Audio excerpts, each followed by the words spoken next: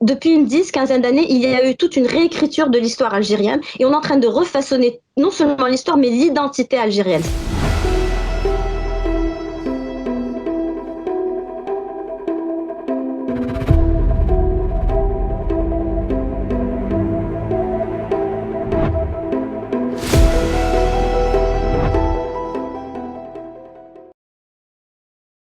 Lorsque les puissances impérialistes ont colonisé les différentes parties du monde, que ce soit en Asie ou au Moyen-Orient, elles ont toujours cherché à s'immiscer dans les différences essentiellement religieuses. Au Maghreb, ayant un paysage religieux homogène, c'est-à-dire musulmans, sunnites et même malékites, elles se sont donc concentrées, enfin la France plutôt coloniale s'est plutôt concentrée sur la différence ethnique entre arabes et berbères. Et donc, afin de procéder à la politique du diviser pour mieux régner, elle a exploité cette différence et forgé cette idéologie peu à peu pour marquer une différence entre arabes et berbères qui, au bout de plusieurs décennies, deviendra l'idéologie berbériste que nous connaissons aujourd'hui.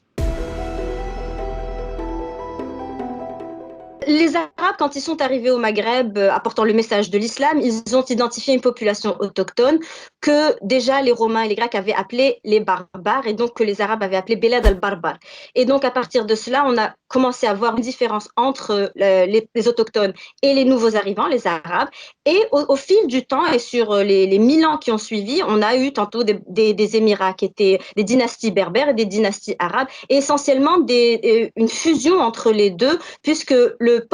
l'étendard principal était l'islam. Donc le Maghreb était musulman et était arabo-berbère. Cette différence a toujours existé, mais elle n'a pas été exploitée de manière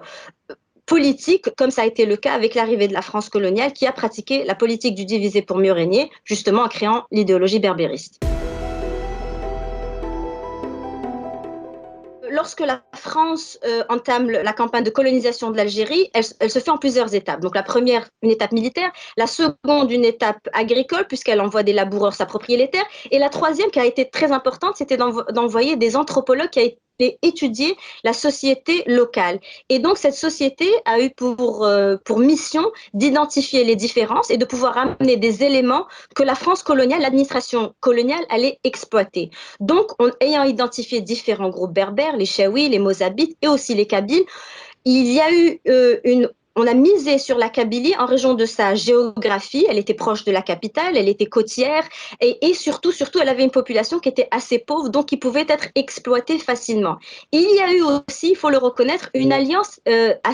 au début de la colonisation, plus que des notables comme Ahmed el-Moqarani, qui était un chef de tribu noble. C'est immédiatement allié à la France et l'alliance a perduré une quinzaine d'années justement, ce qui a favorisé déjà une implantation de la présence française en Kabylie et qui, au fil du temps, se renforcera lorsque les pères blancs décideront que c'est à partir de la Kabylie qu'ils implanteront les fameux missionnaires des pères blancs, du père Lavigerie. Une fois la colonisation de l'Algérie complètement entamée, il y a eu ensuite, par la suite, au début du XXe siècle, donc la naissance des mouvements nationalistes qui, a priori, visaient une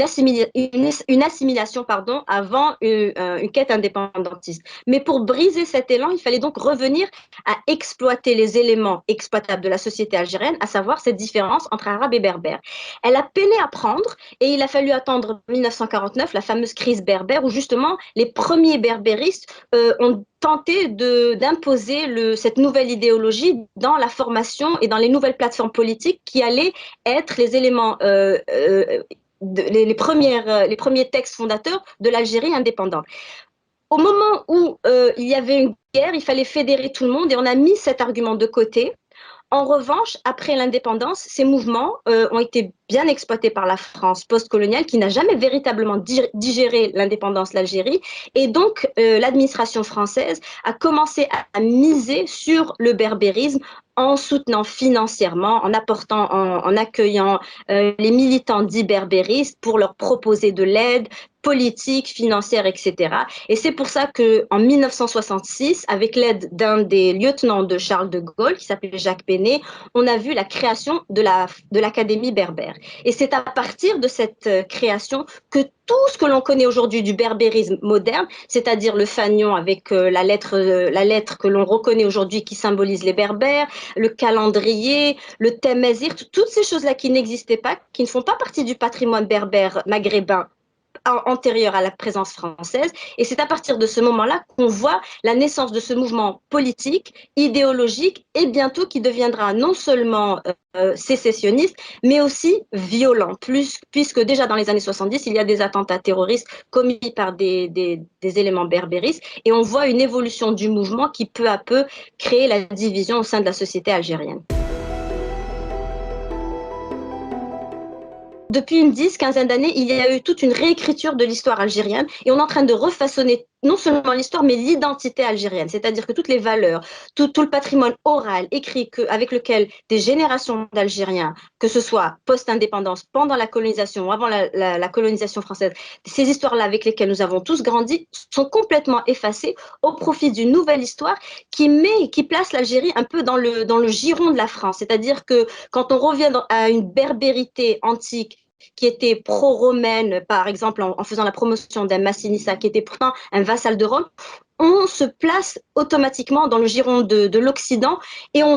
a tenté, par la promotion de cette idéologie devenue assez violente et basée sur un racisme anti-arabe très assumé, de vouloir nous divorcer de la famille arabe auquel nous avions toujours appartenu. Donc il fallait revenir sur ces thèmes-là et les challenger en quelque sorte par des arguments que j'apporte via ce livre. Depuis plusieurs années, moi déjà, je milite dans les mouvements antisionistes en Angleterre et j'ai véritablement appris à comprendre comment la logique et l'idéologie sioniste s'est façonnée au cours du siècle dernier et elle est devenue ce qu'elle est devenue aujourd'hui. Alors évidemment, le berbérisme n'est pas le fruit d'Israéliens ou de sionistes, mais le parallèle avec l'idéologie sioniste, la manière les mythes, comment ils se sont imposés en Algérie avec un matraquage médiatique, avec un refus du débat, avec un dénigrement de l'histoire, avec une réécriture de l'histoire, avec un racisme aussi anti-arabe assumé, le parallèle est devenu très évident. Et c'est par rapport au parallèle avec l'évolution du sionisme que je fais un parallèle avec l'évolution du berbérisme, d'où le titre Berbère de Sion.